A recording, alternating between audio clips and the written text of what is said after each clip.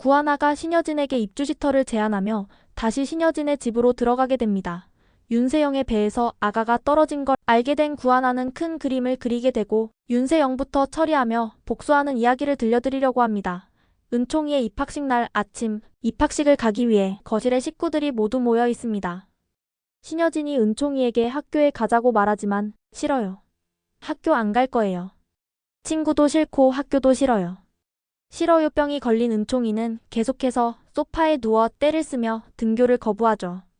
신여진과 가족들 모두 은총이를 달랠수록 은총이의 행동이 더 거칠어집니다.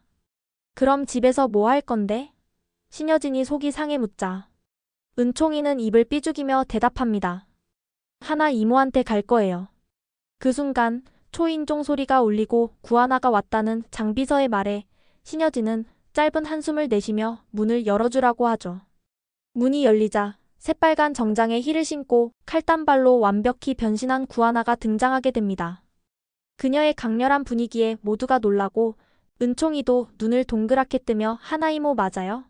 라고 눈을 비빕니다. 은총이 입학식이라 왔어요. 은총아 학교 가야지? 은총이는 반짝이는 눈으로 구하나를 바라보며 환한 미소로 대답을 하죠. 네 이모. 입학식은 하나 이모랑만 같이 가면 돼요. 아무 말 없이 신여진은 입술을 굳게 다물었지만 그 모습을 바라보며 속이 뒤집히는 기분을 억누를 수밖에 없었습니다. 굴욕감이 온몸을 휘감았지만 애써 감정을 숨기며 차분한 표정을 유지하려 하죠. 은총이와 함께 입학식을 다녀온 구하나를 신여진이 부릅니다. 너 대체 무슨 속셈이야? 입주 시터를 제안하려고요. 한 달 안에 은총이 우울증을 치료하겠습니다. 조건이 뭔지 신여진이 묻자 구하나는 조용히 가방에서 서류를 꺼내 테이블 위에 올려놓았고 서류를 펼치자 신여진의 얼굴이 서서히 굳어졌습니다. 이 서류는 단순한 입주 시터 계약이 아니었던 거죠. 서류에는 은총이의 정신과 전문의 검사를 정기적으로 의무화하여 발달 상태를 의료기록에 남기도록 하는 것이었습니다. 그리고 은총이가 초등학교 졸업을 할 때까지 공식적인 학교 활동에서 구하나가 보호자로 나설 수 있도록 보장하는 내용과 구하나가 양육 방식을 주도하는 내용이 담겨 있었고 구하나 외 다른 가족들이 개입하지 못하도록 제한하는 조항이 추가되어 있었습니다. 법적으로도 구하나가 은총이의 위탁모로서 주양육자임을 명확히 규정하며 추후 은총이가 원할 경우 은총이 보호권이 자연스럽게 구하나에게 넘어가게 되어 있었습니다. 이걸 받아들이라고? 선택은 회장님 몫이에요. 하지만 어떤 선택을 하든 결국 은총이를 위한 것이어야겠죠. 서류를 내려놓은 신여진이 입술을 깨물었지만 아직 이 상황을 뒤집을 방법을 찾지 못했습니다. 은총이 초등학교만 졸업하면 구하나. 정신병원이든 어디든 쳐넣을 테니 그때까지만 참자라는 심정으로 지금의 굴욕감을 삼키기로 다짐합니다. 여느 때와 같은 아침 구하나에게 한 통의 전화가 걸려옵니다. 짧은 대화를 나눈 뒤 차분한 목소리로 말했습니다. 기다리고 있었어요. 집으로 들어오세요. 윤세영이 의아한 표정으로 물었습니다. 누가 와? 구하나는 대답하지 않고 싸늘한 미소만 짓죠. 곧 문이 열리자 인테리어 업자들이 들어왔습니다. 다들 당황한 얼굴로 일제히 구하나를 쳐다보자 초등학교에 입학한 아이가 언제까지 할머니와 함께 잘 수는 없잖아요. 구하나의 말에 윤세영과 최명지의 얼굴이 굳어졌습니다. 그녀는 한치의 망설임 없이 말을 이어갑니다. 세영이는 임신 중이니까 남편과 함께 태교에 집중하는 게 좋을 테고 그러니 지금부터 방을 비워주세요. 이제부터 은총이 방으로 꾸밀 거예요. 최명지가 황급히 끼어들며 말합니다. 갑자기 무슨 말이야? 우리 세영이가 이 방에서 얼마나 정을 붙이고 살았는데. 구하나는 싸늘한 미소로 고개를 저으며 말합니다. 이미 회장님도 동의했어요. 은총이의 모든 양육 방식은 제게 전적으로 맡기셨어요. 순식간에 분위기가 얼어붙었습니다. 윤세영과 최명지는 당황하며 얼굴을 마주 보았고 최명지가 눈짓을 하자 윤세영이 갑자기 배를 감싸 쥐었습니다. 갑자기 배가 너무 아파요.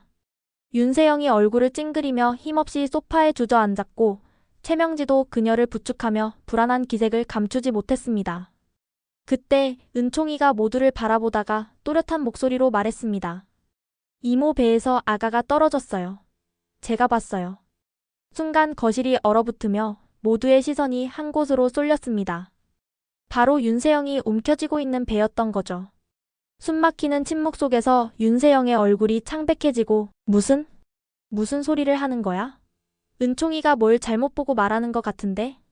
최명지 역시 변명을 하려고 머리를 굴리지만 말을 더듬고 허둥대며 당황한 기색을 감추지 못합니다. 은총이는 한치의 망설임도 없이 덧붙였습니다. 배에서 아가가 떨어지더니 이모가 다시 배에 붙였어요. 이미 은총이의 말을 통해 윤세영의 가짜 임신을 알고 있던 구하나는 이 순간을 위해 조용히 큰 그림을 그리고 있었던 거죠. 그녀는 천천히 신여진을 바라보며 입을 열었습니다. 윤세영 배를 보세요. 진짜인지 가짜인지. 신여진의 시선이 윤세영의 배로 향했고 그제야 그녀는 무언가 이상하다는 듯 최명지와 윤세영을 노려봅니다. 구하나는 한 걸음 다가서며 날카롭게 말했습니다. 은총이가 본 게 무엇인지 확인해 보시죠.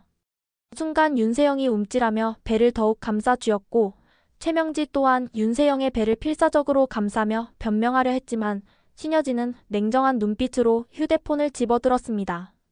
산부인과에 전화해서 확인하기 전에 사실대로 말해. 어떻게 된 거야?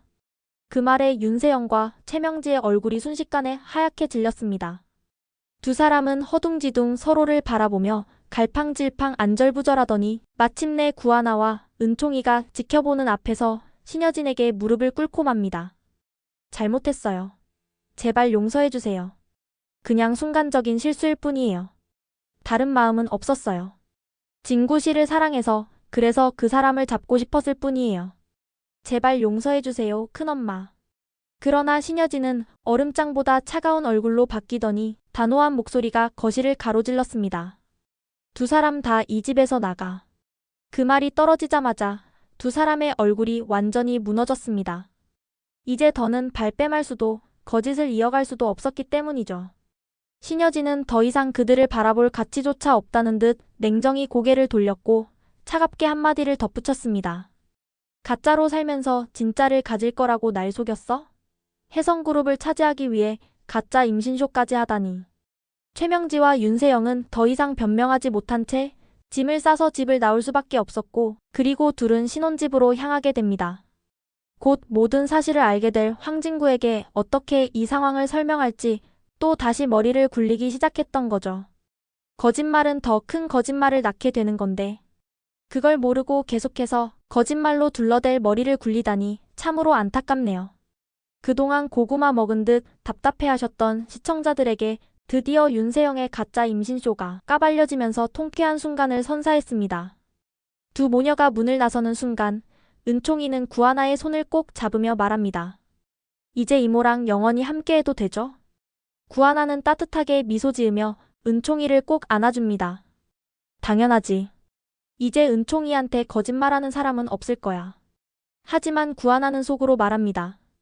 넌 원수의 자식이야. 널 이렇게 이용해서 미안해 은총아라고요. 하지만 이 사건이 끝이 아니었습니다. 윤세영의 가짜 임신이 밝혀진 이상 황진구와 신방울이 이 사실을 알게 되는 것은 시간 문제였기 때문이죠. 과연 황진구는 윤세영의 거짓말을 알고 어떤 선택을 하게 될까요? 신방울은 그동안 책임감 있는 아들이 파혼 얘기를 해서 참으로 의아했었는데요. 이제 진실을 알게 될 순간이 다가오고 있습니다. 다음 화에서 드라마 리뷰 콩콩이 시원하게 밝혀드립니다.